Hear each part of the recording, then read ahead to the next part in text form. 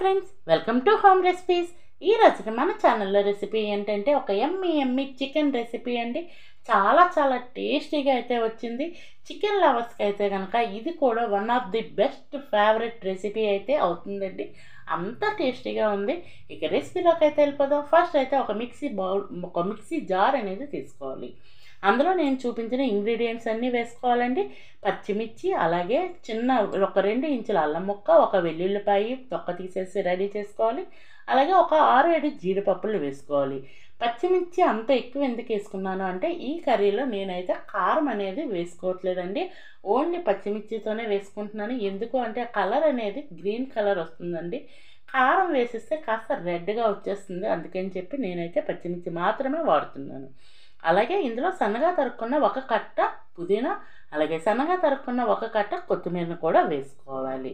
ఇలా వేసుకున్న తర్వాత నేను ఇవి చూపించేవి ఏంటంటే బ్రౌన్ ఆనియన్స్ అండి.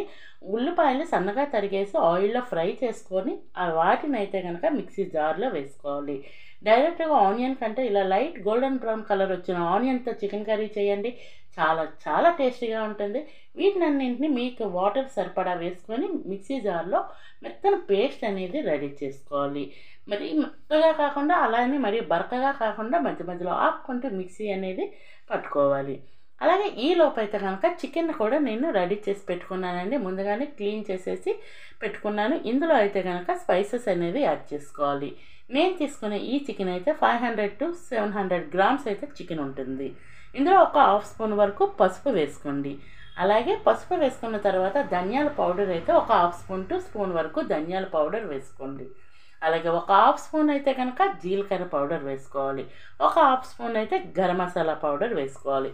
స్పైసెస్ అన్నీ ఇప్పుడే వేసుకోండి. తర్వాత ఏమీ యాడ్ చేయవలసిన అవసరం అయితే లేదు. అలాగే ముందుగా మనం పేస్ట్ చేసి పెట్టుకున్నాం కదా, ఆ పేస్ట్ను కూడా తెచ్చేసి ఇందులో వేసేసుకోవాలి. మొత్తం పేస్ట్ అంతా ఊర్చేసి వేసుకోండి. ఎందుకు అంటే తర్వాత మనం ఏమి ఇందులో వాటర్ వేసుకుంటాము అన్నదేం లేదు కదా. అందుకని ఇప్పుడే కాస్త మిక్సీ జార్లో వాటర్ వేసేసి అవి కూడా వేసేసుకున్నాను.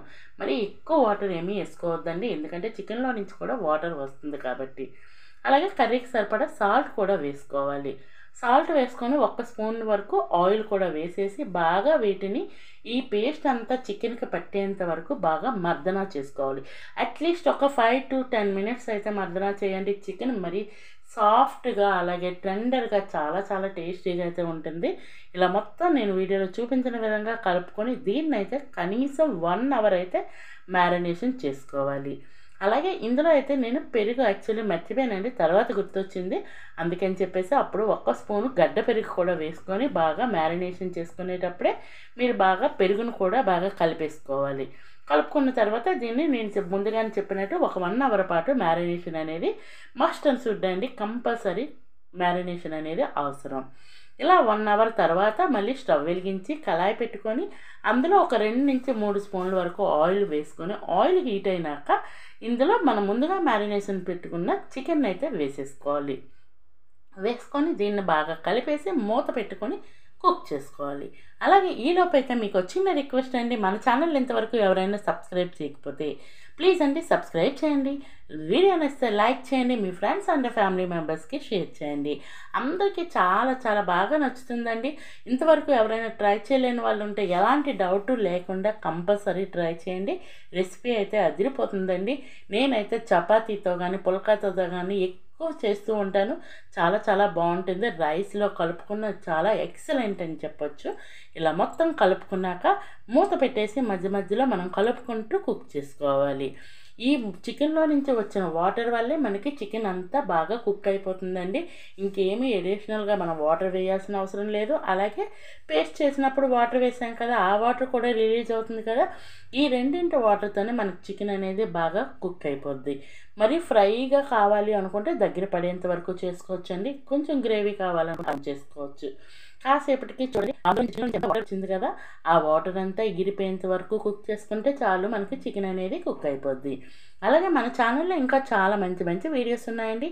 Veg and non veg snacks చాలా మంచి రెసిపీస్ ఉన్నాయి. అలాగే పిండి వంటలు కూడా సంక్రాంతి కోసం అయితే నేను పిండి వంటలు కూడా చాలా చాలా చాలా వీడియోస్ పోస్ట్ చేశాను. సింపుల్గా చేసుకోవచ్చు, టేస్టీగా ఎలా చేసుకోవాలో అనే వీడియోస్ మాత్రమే నేను పోస్ట్ చేశాను. అవి కూడా వాచ్ చేయలేని వాళ్ళు ఉంటే మన ఛానల్ వరకు వెళ్ళి వాచ్ చేయండి. అలాగే ఫస్ట్ అయితే కనుక మన ఛానల్కి మీరు సబ్స్క్రైబ్ అయిపోండి.